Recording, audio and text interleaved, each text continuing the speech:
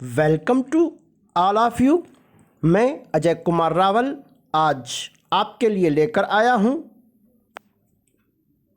संशोधित प्रश्न बैंक जो माध्यमिक शिक्षा मंडल द्वारा जारी की गई है उस पर आधारित टेस्ट क्लास 12 चैप्टर 2 राजा, किसान और नगर।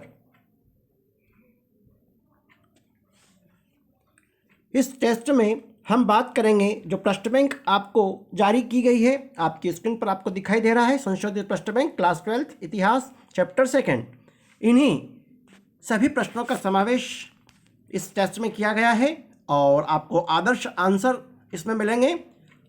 और डिस्क्रिप्शन बॉक्स में उपलब्ध लिंक पर जाकर आप स्वयं भी इस टेस्ट में पार्टिसिपेट कर सकते हैं और अपना स्वमूल्यांकन कर सकते हैं।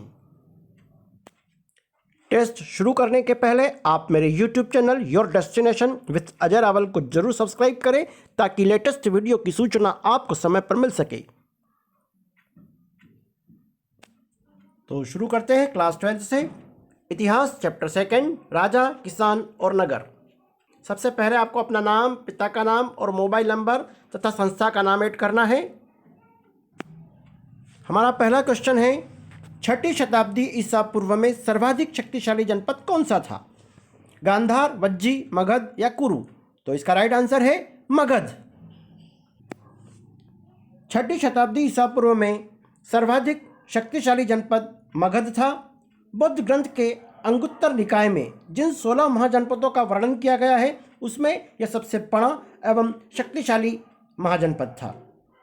इसकी राजधानी पहले राजगृह थी और बाद में लगभग 4ठी शताब्दी ईसा पूर्व में इसकी राजधानी पाटलिपुत्र कर दी गई जो पटना के नाम से विख्यात है। इसके अलावा जो आपको ऑप्शन दे रखे हैं यह भी महाजनपद थे और शक्तिशाली थे। गांधार कश्मीर तथा वर्तमान पाकिस्तान के पेशावर और रावलपिंडी में फैला हुआ था। यह भी एक शक्तिशाली महाजनपद था।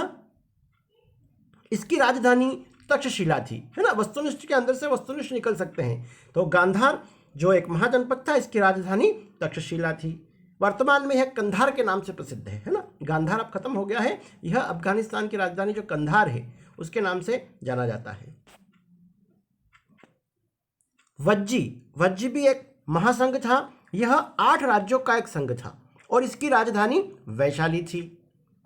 और एक और है कुरु के बारे में तो आप अच्छी तरीके से जानते हैं। महाभारत में भी कुरु का उल्लेख किया गया है और इस महाजनपद में आधुनिक दिल्ली, मेरठ और उसके आसपास का क्षेत्र सम्मिलित था और इसकी राजधानी इंद्रप्रस्थ थी। ठीक है, आपका आगे प्रश्न एक और बनेगा, 4 महाजनपदों का नाम लिखिए और कभी एग्जाम में वर्णन भी आ जाए तो आप लिख सकते हैं। अगला प्रश्न है आपका, 510 ईस्वी में सती प्रथा के साक्ष्य वाला प्रथम अभिलेख कहां से प्राप्त हुआ? तो 4 ऑप्शन में से सही ऑप्शन है आपका एरण सागर में। सती प्रथा का जो साक्ष्य मिला था 510 ईस्वी में वह एरण सागर से प्राप्त हुआ था। नेक्स्ट क्वेश्चन है आपका, प्रयाग प्रशस्ति के रचनाकार कौन थे? तो प्रयाग प्रशस्ति के रचनाकार हरिशेन थे। प्रयाग प्रशस्ति जो अभिलेख है यह सम्राट समुद्रगुप्त के विषय में इसमें लिखा गया है। समुद्रगुप्त को इस धरती पर अजय बताया गया है और उनके गुणों का बखान किया गया है। ओके, अपने स्वयं के खर्च से सुदर्शन झील की मरम्मत किसने करवाई थी? तो इसका राइट आंसर है रुद्रदामन। सुदर्शन झील जो थी यह गुजरात में स्थित थी और एक कृत्रिम जलाशय था। तो इसका अपनी खर्च से ही राजा रुद्रदमन ने इस झील का निर्माण करवाया था या इसका संरक्षण किया था। अर्थशास्त्र के लेखक कौन थे? तो निश्चित ही आप सब जानते हैं कौटिल्य अर्थशास्त्र के लेखक थे।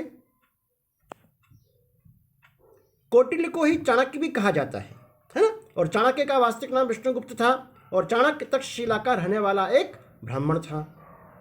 चंद्रगुप्त मौर्य को सिंहासन पर बिठाने का उसके पीछे हाथ चाणक्य का ही था। यह भी आप बहुत अच्छी तरीके से जानते हैं। तो कभी चाणक्य के परिचय आ जाए कि चाणक्य कौन, तो आप लिख सकते हैं चाणक्य का वास्तविक नाम विष्णुगुप्त था और यह तक्षशिला का रहने वाला एक ब्राह्मण था।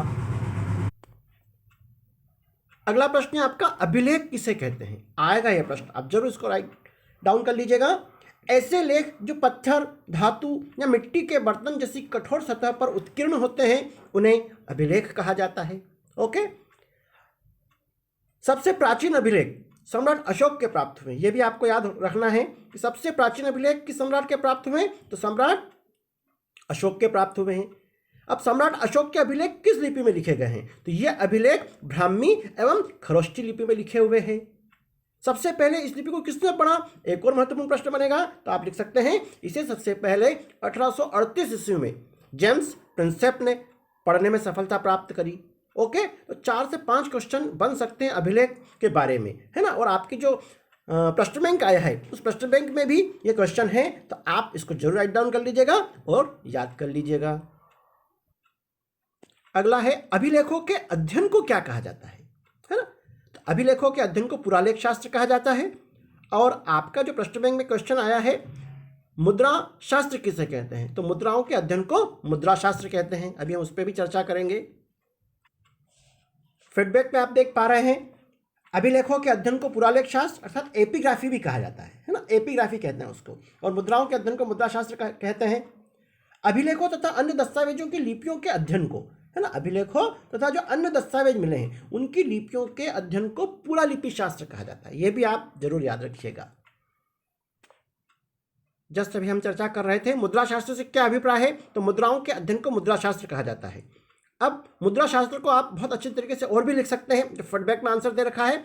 मुद्रा शास्त्र सिक्कों, कागजी मुद्रा आदि के संग्रह एवं उसके अध्ययन का विज्ञान है, जिसे मुद्रा शास्त्र कहा जाता है ना। आप ये लाइन भी लिख सकते हैं। मुद्राओं की धातु, शिल्प और प्रतीकों के माध्यम से उनका काल और मूल्य निर्धारण किया जाता है तथा उनके सूक्ष्म अध्ययन से उस समय के समाज की आर्थिक, सामाजिक और सांस्कृतिक अवस्था को जाना जा सकता है ना। आगे एक प्रश्न आएगा, मुद्राओं का महत्व, तो आप मुद्राओं के महत्व में ये चीजें भी आप लिख सकते हैं। मेगास्थनीज कौन था, तो मेगास्थनीज एक यूनानी राजदूत था। अब यह प्रश्न बैंक में 2 अंक में दे रखा है, तो आपको एक आध लाइन और इसमें ऐड करना पड़ेगी। आप लिख सकते हैं मेगास्थनीज एक यूनानी राजदूत था। यह चंद्रगुप्त मौर्य के शासनकाल में भारत आया था। उसकी प्रसिद्ध पुस्तक इंडिका थी, है ना। मेगास्थनीज की प्रसिद्ध पुस्तक का नाम था इंडिका, जिसमें चंद्रगुप्त मौर्य के शासनकाल की जानकारी का वर्णन था। अगला क्वेश्चन है आपका, भारत के सबसे प्राचीन सिक्के किस नाम से जाने जाते हैं, निष्क, मुहर, आहत या रुपया, तो राइट आंसर है आहत। इस टेस्ट में आपके प्रश्न बैंक के अलावा कुछ महत्वपूर्ण प्रश्न को भी इंक्लूड किया गया है, तो आप इसका भी अध्ययन सुनिश्चित करें। तो भारत के सबसे प्राचीन सिक्के थे आहत। ओके, इन्हें विभिन्न श्रेणी के राज्य प्रशासक अपने चिन्ह अंकित कर चलाते थे, है ना। उन सिक्कों पर जो प्रशासक होते थे, जो राजा होते थे, जो सम्राट होते थे, वह अपने चिन्ह अंकित कर चलाते थे। अतः ये पंचमार्क भी कहलाते हैं, है ना। इनको पंचमार्क भी कहा जाता है। आहत सिक्कों को पंचमार्क भी कहा जाता है। चांदी और तांबे के आहत सिक्के 6ठी शताब्दी ईसा पूर्व में सबसे पहले ढाले गए, है ना। अब इसमें चांदी और तांबे दोनों का मिश्रण के सिक्के बनाए गए थे 6ठी शताब्दी ईसा पूर्व में, सबसे पहले ढाले गए और चलाए गए। यह आहत सिक्के समस्त भारतीय उपमहाद्वीप के विभिन्न स्थलों के उत्खनन से प्राप्त हुए हैं। ओके, और अन्य ऑप्शन था आपका निष्क। तो निष्क के बारे में तो आप जानते हैं, सोने के सिक्के को निष्क कहा जाता है और इनका प्रचलन सर्वप्रथम कुषाण शासकों द्वारा किया गया था, है ना। प्रथम शताब्दी ईस्वी में कुषाण शासकों ने चलाया था। ब्राह्मणों को दान में दिए गए भूभाग को क्या कहा जाता है, तो ब्राह्मणों को जो दान में दिए गए भूभाग को कहा जाता है अग्रहार। ऐसी भूमि को प्राचीन काल में चतुर्वेदीय मंगलम के नाम से भी जाना जाता है, यह भी आप याद रखिएगा। अब जो आपके क्वेश्चन शुरू हो रहे हैं, एक से अधिक या सभी विकल्प आपके सही हो सकते हैं। क्वेश्चन है आपका, 6ठी शताब्दी ईसा पूर्व 4 महत्वपूर्ण महाजनपदों के नाम लिखिए। यह आपके प्रश्न में 2 अंक में दे रखा है, सिर्फ आपको यहां पर नाम लिखना है। तो मगध है, अंग है, कुरु है, अवंती है ना। ये 4 महत्वपूर्ण महाजनपदों के नाम यहां पर दिए गए हैं। दशपुर महाजनपद नहीं था, यह आप जरूर याद रखिएगा। अब एग्जाम में हो सकता है प्रश्न, यहाँ पर प्रश्न बैंक में 2 अंक में दे रखा है, 4 अंक में भी आ सकता है, तो आप इसका वर्णन भी कर सकते हैं मगध के बारे में, और अंग, कुरु और काशी के बारे में आप वर्णन कर सकते हैं। तो 6ठी शताब्दी ईसा पूर्व में सर्वाधिक शक्तिशाली जनपद मगध था। बौद्ध ग्रंथ अंगुत्तर निकाय में जिन 16 महाजनपदों का वर्णन है उसमें सबसे बड़ा शक्तिशाली महाजनपद मगध को माना जाता है, और इसकी राजधानी पहले राजगीर थी और बाद में पाटलिपुत्र बनाई गई। इसी प्रकार आप अंग के बारे में लिख सकते हैं, आधुनिक मुंगेर और भागलपुर है ना, बिहार का जो क्षेत्र था ये शामिल था इसमें, और इस जनपद की राजधानी चंपा थी, और यह जनपद व्यापार एवं सभ्यता का केंद्र था। कुरु के बारे में आप लिख सकते हैं, इस महाजनपद में आधुनिक दिल्ली, मेरठ और थानेश्वर सम्मिलित थे, इसकी राजधानी इंद्रप्रस्थ थी। काशी जनपद की राजधानी वाराणसी थी, और वाराणसी ज्ञान, शिल्प, व्यापार एवं समृद्धि के लिए प्रसिद्ध था, है ना। एक और ऑप्शन आप यहाँ पर विशेष रूप से दे रखा है आपको फीडबैक में, अवंती, है ना, हमारे मध्य प्रदेश का अवंती है, इसके बारे में भी आपको जानकारी होना चाहिए। पश्चिमी भारत में अवंती का एक प्रमुख महाजनपद था। अवंती आप सब जानते हैं उज्जैन को कहा जाता है। अवंती राज्य में आधुनिक मालवा तथा मध्य प्रदेश के कुछ भाग सम्मिलित थे। अवंती के उत्तरी भाग की राजधानी उज्जैनी थी और दक्षिणी भाग की राजधानी माहिष्मती थी। माहिष्मती के बारे में आपने फिल्मों और मूवियों में निश्चित ही सुना ही होगा। सम्राट अशोक का धम्म प्रजाहित की भावना का प्रतिबिंब था, स्पष्ट कीजिए। या तो यह प्रश्न ऐसे इस प्रकार पूछा जा सकता है, या अशोक के धम्म के बारे में आप क्या जानते हैं, इसकी विशेषताएं लिखिए। दोनों तरीके से प्रश्न पूछा जा सकता है, आंसर आपको यही लिखना है। पहले आपको अशोक का धम्म पता होना चाहिए। तो अशोक का धम्म क्या है? सम्राट अशोक ने अपनी प्रजा के नैतिक उत्थान हेतु जिन आचार विचारों को प्रस्तुत किया उसे उसके अभिलेखों में धम्म कहा गया, है ना। धम्म किसे कहते हैं? 2 नंबर में यदि ये क्वेश्चन आता है तो आपको यह आंसर लिखना है। और धम्म की विशेषताएं, या प्रजाहित की भावना का प्रतिबिंब था धम्म, तो उसकी विशेषता आप लिख सकते हैं। यज्ञ अथवा भोजन के लिए पशुओं की हत्या न करना ही उचित है। माता, पिता, गुरु व बड़े बुजुर्गों का उचित आदर करना अनिवार्य है। मित्र, पड़ोसी और जाति संबंधियों के साथ सम्यक व्यवहार करना धम्म का मुख्य सिद्धांत था, है ना। मित्र, पड़ोसी और जाति संबंधियों से सम्यक व्यवहार करना, आपका व्यवहार एक जैसा समान होना चाहिए। सम्राट अशोक का धम्म मानव मात्र के कल्याण तक ही सीमित न था, वह तो प्राणी मात्र को सुखी पहुंचाना चाहता था, है ना। प्राणी मात्र को सुख पहुंचाना चाहता था, इसीलिए उसने कई लोक कल्याणकारी कार्य किए, है ना। आप देख सकते हैं उसने पशुओं के लिए औषधालय भी बनवाए थे, और रोड के किनारे, सड़क के किनारे उसने कई सारे छायादार वृक्ष भी लगवाए थे। सम्राट अशोक ने जिस धम्म का प्रचार किया उसका स्वयं अपने जीवन में व्यवहार किया और अपने उत्तराधिकारी को भी इसी धम्म के अनुसरण करने की सम्मति दी, है ना। उसने जो कहा, कथनी और करनी में अंतर नहीं रखा। उसने जिस धम्म के प्रचार के लिए जो जो बातें कही उसको अपने व्यवहार में लाया पहले वो, और लोगों से भी इसी की अपेक्षा की कि आप भी इसका पालन करें। अगला प्रश्न है आपका, मौर्य प्रशासन के प्रमुख अभिलक्षण या मौर्य प्रशासन की प्रमुख विशेषताएं या मौर्य प्रशासन का वर्णन कीजिए। किसी भी प्रकार से क्वेश्चन आ सकता है। आपके प्रश्न बैंक पर लिखा है मौर्य प्रशासन का वर्णन कीजिए। तो मौर्य प्रशासन का वर्णन में आप लिख सकते हैं केंद्रीय प्रशासन, प्रांतीय प्रशासन, न्याय प्रशासन, राजस्व प्रशासन, है ना। ये पॉइंट और भी बन सकते हैं, लेकिन 4 ही नंबर का क्वेश्चन आने वाला है आपका इस प्रश्न बैंक इस लेसन से, तो आप 4 बिंदु याद कर लीजिएगा। केंद्रीय प्रशासन आप लिख सकते हैं मौर्य काल में राजतंत्रात्मक शासन प्रणाली प्रचलित थी, अतः शासन का प्रधान राजा होता था। राजा को उसके शासन कार्यों में सहायता देने के लिए एक मंत्री परिषद होती थी। अगला पॉइंट है आपका प्रांतीय प्रशासन। तो मौर्य साम्राज्य अत्यंत विशाल था। इतने बड़े साम्राज्य को सुचारू रूप से चलाने के लिए मौर्य शासकों ने अपने साम्राज्य को 6 प्रांतों में विभक्त कर दिया था, और प्रांतों को क्या कहा जाता था? चक्र। आपका एक और वस्तुनिष्ठ प्रश्न तैयार हुआ है, मौर्य काल में प्रांतों को क्या कहा जाता था? तो चक्र कहा जाता था। अगला बिंदु बना सकते हैं आप न्याय प्रशासन। तो मौर्यकालीन न्याय व्यवस्था सुव्यवस्थित और उच्च कोटि की थी। मौर्य काल में सभी को समान रूप से न्याय दिया जाता था, किसी प्रकार का कोई भेदभाव नहीं किया जाता था। राजस्व प्रशासन अर्थात आय का साधन क्या था? तो मौर्य काल में राज्य की आय का प्रमुख साधन भूमि कर था, जो साधारणतः पैदावार का 1/6 भाग लिया जाता था, है ना। इसके अलावा व्यापार कर, चुंगी कर, आयात कर, निर्यात कर, इस प्रकार के भी कर से राज्य की आय होती थी। आप फीडबैक में देख पा रहे हैं अशोक के अभिलेखों में मौर्य प्रशासन की किन तत्वों की झलक मिलती है। यह प्रश्न आपका अर्धवार्षिक परीक्षा में आया था, तो उसका भी आंसर आपको यहां पर उपलब्ध करवाया गया है। मौर्य प्रशासन के अनेक तत्वों की झलक अशोक के अभिलेखों में प्राप्त होती है। अशोक के अभिलेखों में मौर्य प्रशासन के प्रमुख केंद्र पाटलिपुत्र, उज्जैन, तौशाली और कौशाम्बी आदि का उल्लेख कई बार किया गया है। कलिंग अभिलेख से ज्ञात होता है कि तौशाली और उज्जैन के शासन अध्यक्ष को कुमार कहा जाता था। जो शासन अध्यक्ष होते थे उनको कुमार कहा जाता था। अशोक का सबसे महत्वपूर्ण कार्य धर्म महामात्रों की नियुक्ति करना थी, है ना। धर्म महामात्र जो बौद्ध धर्म उसने अपनाया था, जो धम्म का वो पालन करने की कह रहा था, उसके प्रचार प्रसार के लिए उसने धर्म महामात्रों की नियुक्तियां करवाई थी। धर्म महामात्रों का कार्य प्रजा में शुद्ध नैतिक जीवन का प्रचार तथा उसका नैतिक एवं भौतिक स्तर ऊंचा करना था। अशोक के महाशिलालेख से ज्ञात होता है कि उसने अपने राज्याभिषेक के 13 वर्ष पश्चात महामात्र की नियुक्तियां की थी, है ना। और उसने कई यात्राएं भी की, कई देशों की यात्राएं भी की, है ना। वो धार्मिक यात्राएं थी, धर्म के प्रचार के लिए की गई थी उसमें। अगला प्रश्न यह भी वेरी वेरी आईएमपी है। वर्णित काल में कृषि के तौर तरीकों में किस हद तक परिवर्तन हुए। तो वर्णित काल मतलब हम इस लेसन में चर्चा कर रहे हैं 600 ईसा पूर्व से 600 ईस्वी के बीच की। तो कृषि के तौर तरीकों में किस हद तक परिवर्तन हुए, है ना। कृषि के क्षेत्र में क्या क्या परिवर्तन हुए वो आपको यहाँ पर वर्णन करना है। तो आप लिख सकते हैं 6ठी शताब्दी ईसा पूर्व से ही हल का प्रयोग कृषि उपज के लिए किया जाने लगा। हल आप सब अच्छी तरीके से जानते हैं। गंगा की घाटी में धान की रोपाई का प्रचलन प्रारंभ होने से कृषि उपज में उल्लेखनीय वृद्धि प्रारंभ होने लगी, है ना। गंगा की घाटी में भी धान की रोपाई का कार्य शुरू कर दिया गया, जिससे कृषि उपज में उल्लेखनीय वृद्धि प्रारंभ हो गई।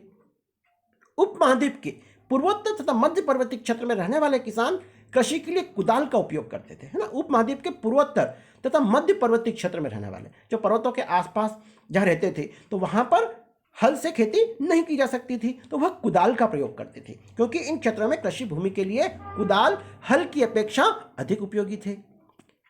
और नेक्स्ट बिंदु आप बना सकते हैं, वर्णित काल में कृषि की उपज बढ़ाने के लिए सिंचाई के कृत्रिम साधनों की व्यवस्था की गई, है ना। बारिश का पानी को वह संग्रह करने लग गए और सिंचाई के कृत्रिम साधनों में कुओं, तालाबों और नहरों का महत्वपूर्ण स्थान था। 6ठी शताब्दी ईसा पूर्व से 600 ईसा पूर्व से 600 ईस्वी के बीच में कृत्रिम साधन का उपयोग खेती के लिए किया जाने लगा, जिसमें कुओं, तालाबों और नहरों का महत्वपूर्ण स्थान था। नेक्स्ट है आपका जो आपकी प्रश्न बैंक में दे रखा है, राजत्व के देवी विचारों को समझाइए, है ना। राजत्व के देवी विचार मतलब जो राजा होते थे वो अपने आप को देवता की संतान मानने लग गए थे। तो क्यों मानने लग गए थे, आपको तर्क देना है। तो आप लिख सकते हैं, राजाओं ने राजपद को दिव्य घोषित करने के लिए स्वयं को देवी देवताओं की संतान घोषित कर दिया। इसका सबसे अच्छा उदाहरण कुषाण वंश के शासकों ने प्रस्तुत किया था। इसका जो उदाहरण मिलता है कुषाण वंश के शासकों ने प्रस्तुत किया।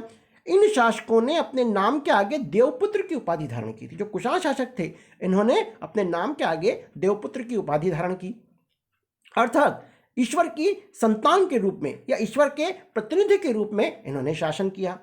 राजा अपने आप को देवतुल्य प्रस्तुत करने के लिए अपनी मूर्तियां बनवाने लगे, है ना। जो शासक थे वो स्वयं अपनी मूर्तियां बनवाने लगे और जो उस समय मंदिर रहे होंगे तो उन मंदिर के बाहर इनकी भी मूर्तियों की स्थापना की जाने लगी। राजा अपने आप को राज्य पर अधिकार एवं शासन चलाने का अधिकार मानते थे, है ना। यह उनका जन्मसिद्ध अधिकार हो गया था, कह सकते हैं हम, है ना, कि आज जो राजा है कल उसका बेटा ही राजा रहेगा और वह जनता पर शासन चलाने का अधिकार समझने लग गए थे, है ना, कि ये हमें ईश्वर का आशीर्वाद मिला है। ये आप लिख सकते हैं राजत्व के देवी विचारों।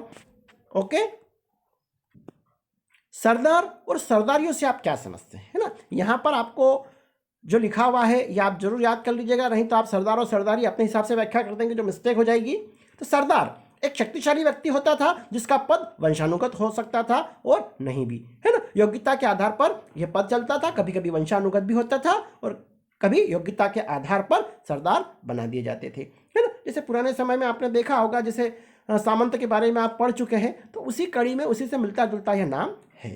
ओके, सरदारी। अब सरदार आप समझ गए। अब सरदारी क्या है? सरदारी उस व्यक्ति का क्षेत्र होता है। सरदार तो वो व्यक्ति एक छोटे क्षेत्र का जो मालिक होता है वो सरदार हो गया, और सरदारी उस व्यक्ति का क्षेत्र होता है जहां पर वो राज करता है या प्रशासन संभालता है। तो जो उसका क्षेत्र है उस क्षेत्र को क्या कहा जाता है? सरदारी कहा जाता है। ओके, सरदारों के कार्यों में विशेष अनुष्ठानों का संचालन, युद्ध के समय नेतृत्व करना और विवादों को सुलझाने में मध्यस्थता की भूमिका निभाना शामिल था। अब इनके कार्य क्या थे सरदार के? तो सरदार के कार्य भी आप ये अपनी कॉपी में राइट डाउन कर लीजिएगा। और ये क्वेश्चन पूरी संभावना है वार्षिक परीक्षा में आने का। सरदार अपने अधीन लोगों से भेंट लेता था, अपने अधीन जो लोग थे है ना, उनसे वह भेंट लेता था और अपने समर्थकों को उस भेंट का वितरण करता था। जो उसके समर्थक थे है ना, उनको यह भेंट देता था।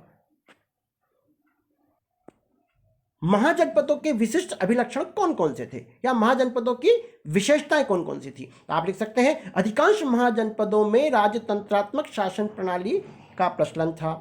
राजतंत्रात्मक शासन प्रणाली के अंतर्गत राजा निरंकुश होते हुए भी मनमानी नहीं करते थे। प्रत्येक महाजनपद की एक राजधानी होती थी जो प्रायः किलेबंद होती थी, चारों तरफ दीवारें बना दी जाती थी। राजा अपने राज्य की सुरक्षा के लिए और राज्य में शांति व्यवस्था कायम करने के लिए सेनाओं का संगठन भी करते थे। मतलब प्रत्येक महाजनपद की अपनी एक सेना भी होती थी। यहां पर जनपद का अर्थ बता रखा है, एक ऐसा भूखंड जहां जन अर्थात लोग आकर बस जाते हैं उसे जनपद कहा जाता है। इसी का बड़ा रूप महाजनपद कहलाता है। कभी 2 नंबर में आ जाए कि महाजनपद किसे कहते हैं, तो आप लिख सकते हैं, प्राचीन काल में से 16 महाजनपद थे। आप 16 ही महाजनपदों के नाम आपको पता होना चाहिए, हो सकता है ये भी आ सकता है। तो इस काल में मगध, अवंती, कौशल आदि सुप्रसिद्ध राजतंत्र थे और वज्जी, कुरु, मल्ल, शूरसेन आदि गणराज्य थे। ये आपके गणराज्य और राजतंत्र अलग अलग आप जरूर याद कर लीजिएगा। 16 महाजनपद कौन से थे? अंग, काशी, वज्जी, मल्ल, चेदी, कुरु, पांचाल, मत्स्य, शूरसेन, अश्मक, गांधार, कंबोज, अवंती, वत्स, कौशल और मगध। और मगध इन 16 ही महाजनपदों में सबसे प्रमुख था, बड़ा था, शक्तिशाली था।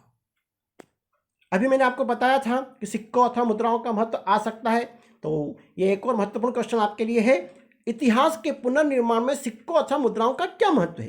तो आप लिख सकते हैं, मुद्राओं पर अंकित तिथि से मुद्राओं को जारी करने वाले शासक की तिथि के विषय में जानकारी मिलती है। मुद्राओं के प्राप्ति स्थल के आधार पर, जहां से मुद्राएं बहुत अधिक मात्रा में मिली है, आधार पर विभिन्न शासकों के साम्राज्य की सीमाएं निर्धारित करने में सहायता प्राप्त होती है। जहां जहां से शासकों की मुद्राएं प्राप्त हुई है, उससे यह अंदाजा लगाया जा सकता है कि उसकी साम्राज्य की सीमाएं वहां तक रही होगी।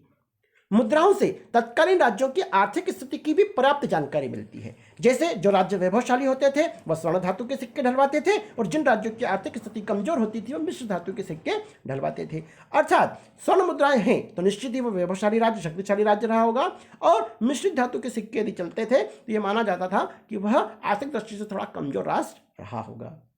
मुद्राओं पर उत्कीर्ण विभिन्न देवी देवताओं के चित्रों से तत्कालीन धर्म के विषय में जानकारी मिलती है ना। जो मुद्राएं होती है उसमें कई प्रकार के देवी देवताओं के चित्र भी होते हैं। इससे पता लगाया जा सकता है कि वह किस धर्म को मानने वाले थे।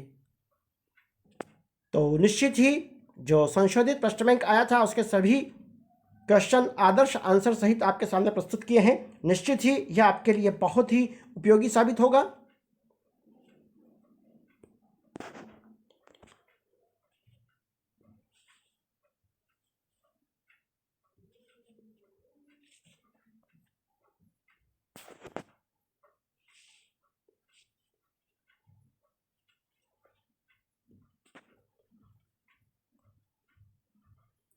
व्यू स्कोर 100% अंक अर्जित कर चुके हैं। तो निश्चित ही जो अभी हमने इस टेस्ट में जो प्रश्नोत्तर हल किए हैं वो सभी सही हैं।